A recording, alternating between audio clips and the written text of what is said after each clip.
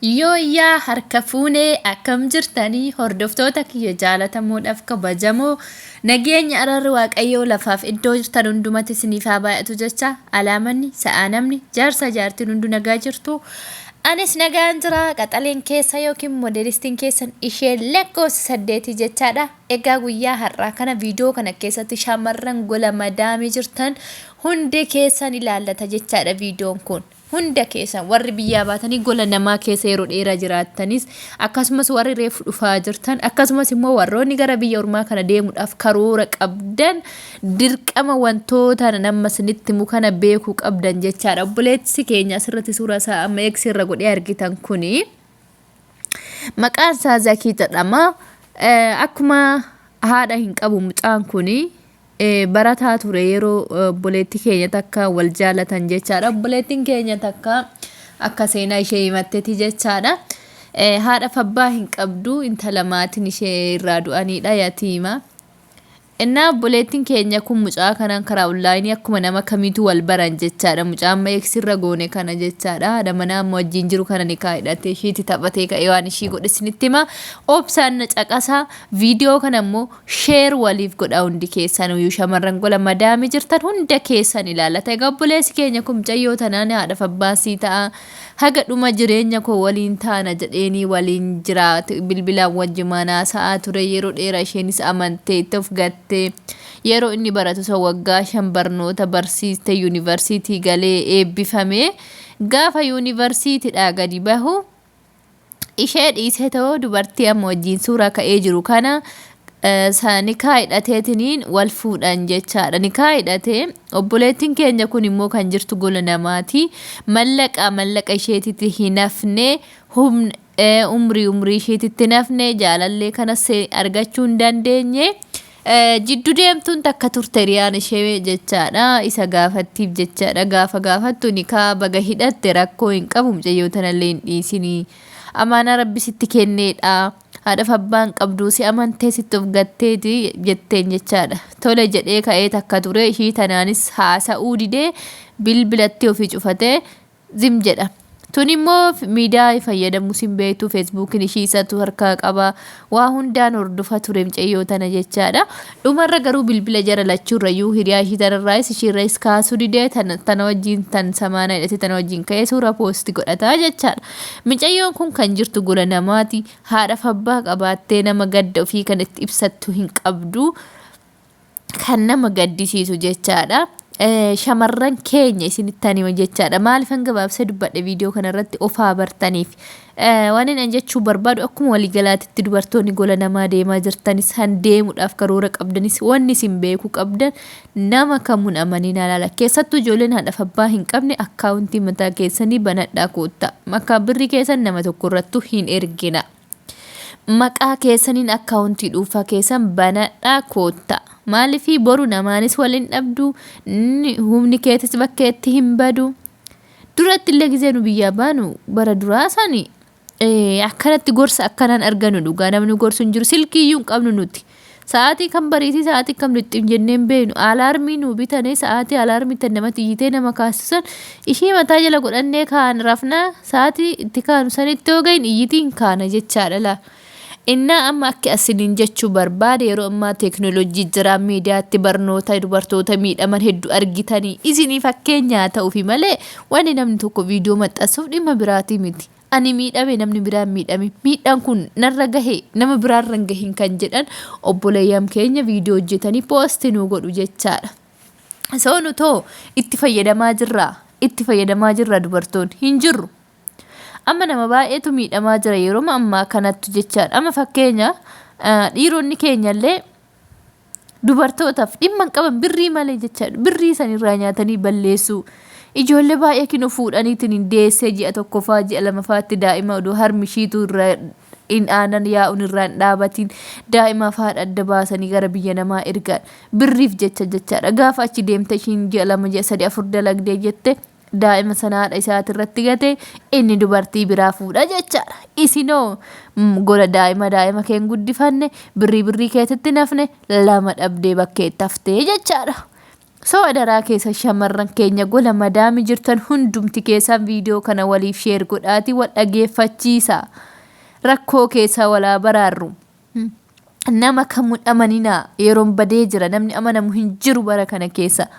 Haguma fedhisi jaallatullee haguma fedhisi ta'ullee hin amanin. Hin amanin ani isa malee jiraachuu hin danda'u ka jettu eenyu kan nama jaallatu jecha du'e hin jiru. Mee fakkeenyaaf namni yeroo jalqabaatiif akka addunyaatti nama jaallatu jedhee du'e. Hin jiru namni si ati jaallattee isa malee jiraachuu hin danda'u jettee tarkaanfii lubbuu keetii irratti fudhattu fa'aa. Ijoollee baay'ee argaa jirra yeroo ammaa kana of ajjeesnaa kan of ajjeessaa jiran hedduutu jira shamarran keenya bara kana keessa ta'e seexanni gadhiifameera waaqayyo sinaa eegu adaraa keessa shamarran gola madaami jirtan hoo lubbuu kee baraarachuu barbaadde yoo jiraachuu barbaadde mallaqa kee dhiiratti hin ergi. Hanguma feete ani isa malee jiraachuu hin danda'u mallaqa keetiin si jiraachista mee obboleettii kanarraa fakkeenyi si fudhattammaa waggaa 5 isa barsiifte waan qabdutti ergite. Dhumarra garuu eebbifamee achii bahee jennaan inni faayidaaf ishii bare ishiin garuu ofirratti hin beekne gaafa achi eebbifamee gadi bahu mucaan kun dubartii biraa fuudhee laala. Carraan ishii yoo ishiin gola namaatitti maatii qabaattee gadda kanatti qooddattu hin qabdu tarkaanfii lubbuu ofii fudhachuu natti fakkaata dhumni ishii kun waaqayyo ishii haa eegu. Kanaafuu shamarran keenya hundi keessanuu adaraa keessan of eeggannoo godha. Of eeggannoo cimaa godha dhugaa dhiiran amanina dhiirri bara kana keessa hin amanamtu siniin jedhe maaltu amaname? Innaa ijoolleen dubartoota gola namaa jirtan of eeggannoo cimaa godhaa laala. Ani sinumaa jedhee isinitti dubbadha. Obboleettiin keenya takkallee kana dura yoo yaadattan viidiyoo kana dura isin hojjedhe keessatti biyya namaa hojjettee waan hojjette hunda walitti qaqqabattee jaalallee ishee onlaayiniidhaan wal barte waamte jechaadha. Odoo maatii ishee yaamin booletti isa yaamte gaafa isa yaamte ishiin asii booletti gadi buutu eegee fuudhee mana kireessee qabee achi ishii buusee mana kiraa keessatti ishii galchee waan ishiin qabdu mullee carraa godhee hoteela fuudhee deemee maganama hoteela keessatti nan deebi'a jedhee gadi ba'ee jala garagaree bakka mana kireessaa sanitti uffata ishii moobaayilota namaa bitte waa qabdu guutuu mullee irraa godhee xirra godhee fudhatee uffata ishii fidattee dhufte hundaa mul'ich godhee jala karaa kute kaa jira argitan. Gaafa kaan ishiin maal gooti carraan qabdu achi yootti bilbiltu bilbilli isaan hojjetu. Kaadee bakka gorfaa kireeffata sanitti deemtee hodhaytu hin jiru achi. Kazaa micayyoon carraan qabdu maali? Maraachuu, qalbii tuqamuu, carqii gattee kaachuu. Shamarran keenya yeroo baay'ee viidiyoo akkasii gaafa isinii hojjennu haa irraa barattaniifi malee akkuma callistanii dukkanatti deemtanii miti. Ammallee sa'aatii ammaa kana sa'aatii addunyaa sana xalte kana ijoollee keenya baay'eetu nyaatamaa jira. Ijoollee keenya baay'eetu mallaqa isaaniitiin nyaatamaa jira. Ijoollee keenya baay'eetu mallaqa isaanii gaafa nyaataman tarkaanfii lubbuu ofii irratti fudhachaa jiran. Sababa kanaaf immoo eenyutti gaafatamaan ka jiru namni sun sababa sii ta'ullee waan lubbuu kee balleessiteef waaqayyo jala nan baha jechuun hin danda'amu. Kana cubbuun qabne harkaan kennitanii deemtanii miilan kadhachuun sirrii miti. Kanaafuu harkaan hin kenninaa. Harkaan dhiiran amanina. Harka kee mitaatiif mirgaayyuu wal cinaa qabdee ilaalte hin amanin. Innaa bara harka bitaa kee fi harka mirgaa kee wal cinaatti amanuu yaaddessaa yookiin shakkii keessa nama galchuu keessatti dhiiratti birrii kennitanii kaatanii maaliif maraattu? Of eeggannoo godha. Maaltu biyya akkasin baase beeka?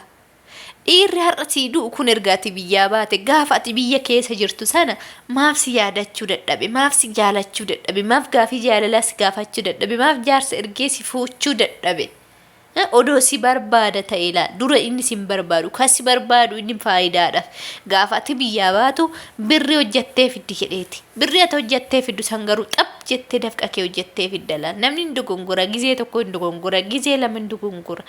Kana ol garuu gadi teessanii irra teessanii dafqa keessan xab jettanii fiddanii dhiira ittiin nyaachistan kana maa goyyoomtan warri isin dura nyaatame warri isin dura miidhame viidiyoowwan miidiyaa irratti maxxansinuufi haa irraa barattaniifi akka rakkooleen akkasii kun deddeebi'ee isin muudanneefi kana booddee akka hin nyaatamneefi nuti ka viidiyoo hojjennu adaraa keessan har'allee irra deebiidha waan shamara gola madaam jirtan isin gorsu dhiiratti birriin ergina.